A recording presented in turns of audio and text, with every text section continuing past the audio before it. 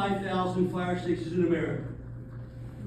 You've got almost 70 in Chester County. And the bulk of them are volunteer. They don't carry signs out ticketing. They do what they do because they love their communities. And across America, I said, if I can organize them, I can accomplish anything I want in Congress. And I did. Organized the fire caucus. And that caucus very quickly in 1 year became the largest in the Congress. And remains today the largest in the Congress with 370 members. Everybody wanted to join my caucus. Joe Biden, John McCain, Al Gore, they all became co-chairs.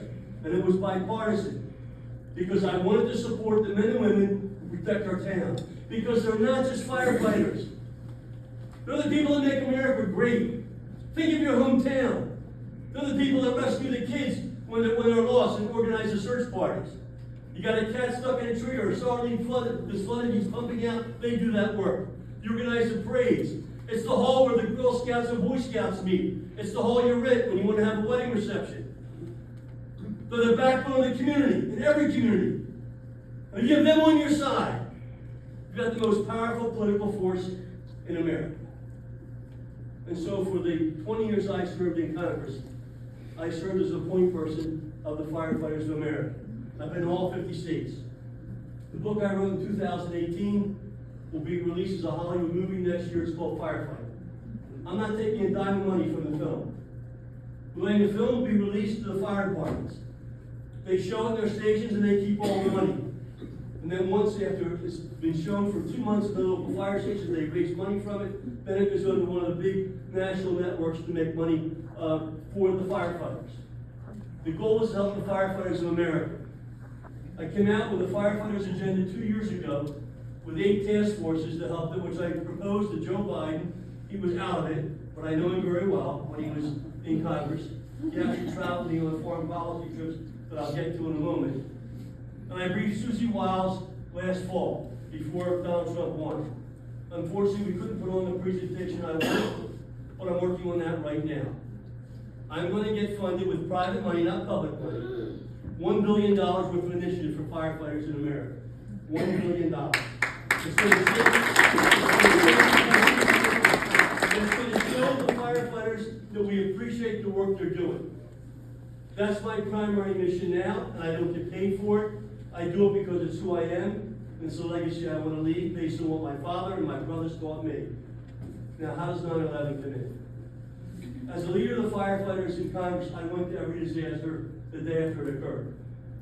I was in Hurricane Katrina the day after the storm hit New Orleans. I was at Hurricane Andrew down in Miami and spent 3 days in Tent City in a small town down there. The whole southern part of Miami, Metro-Dade County was devastated. I was at the wildland fires in California, up in Montana, Oregon.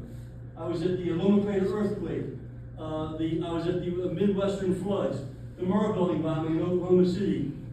And I went to the World Trade Center in 1993. See, the first bombing wasn't 9/11. The World Trade Center was bombed in 1993. And because I had been working with the fire department, the fire commissioner, Howard Safer, called me and said, Congressman, would you come up and meet with our leaders to help us understand what we could do differently to avoid this happening again? 1993. I went up to the World Trade Center. I spent the day at Ground Zero. There were no TV cameras there then, because there were only a few deaths. It wasn't the big 9/11 debacle.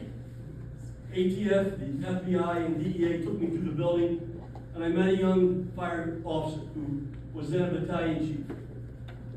He would become the chief of all rescue for New York City, the man who gave me this jacket, Chief Ray Down, probably the most well-known hero in the fire department of New York. And Ray was a former Marine, 5 kids, really dedicated American hero. And Ray said, Congressman, we need your help. We can't handle these kinds of incidents. We had no idea this attack was going to occur. The federal government's got to do more to let us understand what's occurring and what might occur so we can handle it when it happens. We don't have that capability. I said, Ray, I understand. He said, look, I was in the Marine Corps. The military needs to understand they need to take a role here. I said, okay, Ray, I get you. So Ray and I became best friends. That night, after I left New York, I went back to my office in the Rayburn building, and I was doing work. It was around 11 o'clock, and the phone rang. And I picked it up and answered the phone. The person on the other end said, "Is this Congressman Curt Weldon?" I said, "Yes." "Who's this?" He said, "It's Mario Cuomo." I said, "Yeah, I'm howdy doody." He said, "No, this is Mario Cuomo." He said, "I'm sitting in my office, Congressman, in Albany, and I have a C-SPAN on, and I just watched your special order, where you talked about spending a day at the World Trade Center with our fire department, and I want to thank you. I want to thank you for caring and coming up to spend time with our people, to let us understand what we can do better, and how we can deal with another potential attack like the one that occurred." I said, "Governor, my commitment is to the men and women that serve in your department, and I'll do whatever is necessary." From that day on, I wrote the legislation to create the Gilmore Commission. You've probably never heard of the Gilmore Commission. The Gilmore Commission was created by the Congress. My legislation, chaired by Virginia Governor Jim Gilmore. The Gilmore Commission issued 5 reports before 9/11. 5 reports. The federal government didn't pay attention. Ray Downey was on the Gilmore Commission. The lead recommendation of the Gilmore Commission was one that I pushed on them, and that was to pull together all of our military intelligence so that we could understand the emerging threats that were about to occur. Now, why did I know that? Because in the 1990s, I was rising in rank on the House Armed Services Committee. I was the vice chairman of the full committee, 60 members, and I was the chairman of the Research and Development Subcommittee. That subcommittee oversees $180 billion a year of your money on research, black programs, hidden programs, and public programs in technology. I was funding it all. I knew it all. In the 1990s, the services were standing up information dominance centers. The Air Force, the Navy, and the Army each had their own, because they knew the threat in the 21st century wasn't going to be tanks and planes, it was going to be cybersecurity. It was going to be attacks on our information systems. So in the 90s, I was the lead in the Congress funding the programs to defend against that. The Army's program was at Fort Belvoir. Fort Belvoir is 20 minutes from the Capitol. The Navy was out in California, San Diego. The Air Force program was in Ohio.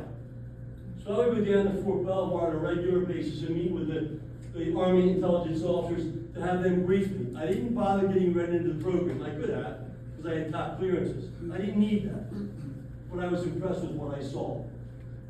They were pulling together classified and unclassified systems of intelligence to let us understand what threats might be emerging in the future. And I said, "Boy, this is amazing." They said, "Congressman, this is how we're going to be able to defeat the enemy in the 21st century." I said, "Well, wait a minute. This is what we didn't have up in New York in 1993. And they said, "Yeah, you're right." So in 1999, 2 years before 9/11, I went to my friends in the intel community that I could trust. And I could not trust the leadership of the CIA. And I'll talk about that in a moment. I could not trust them. And there are good people in the agency, but there are scum in the agency. Only driven by money. Yes. You're a fireman expert. Question for you about 911, not about taxes, not about anything else. I came here tonight to talk about, I want to hear what people say about 911.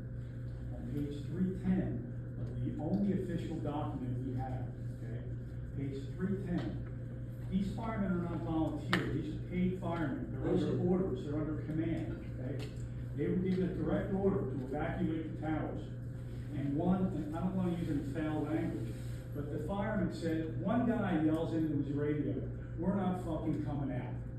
Now, I would say that fireman and the rest of them caused the death of 343. Well, I don't agree with you, but anyway. Well, they were told to leave and they didn't. No, that's not true. But anyway, I'm not even. It says it here, Mr. Weldon. Well, I've interviewed hundreds of firefighters. I'm just telling you what the And 911. I'm telling you, 9/11 Commission report is a bunch of garbage. I heard a That lot report's a of bunch of garbage. Let me finish. So what happened? So the Army Intelligence Unit was creating future capabilities of intel systems. And I said to them, can we put together a system that brings all the classified capabilities into one? They said, yeah, we can do that. They designed a program called the NOAA, National Operation Analysis Hub, policymaker and warfighter's tool to deal with emerging transnational terrorist threats.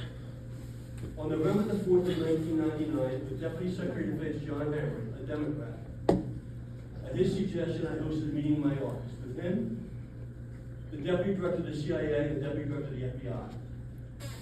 And I said, the Army's got this program working in Fort Belvoir.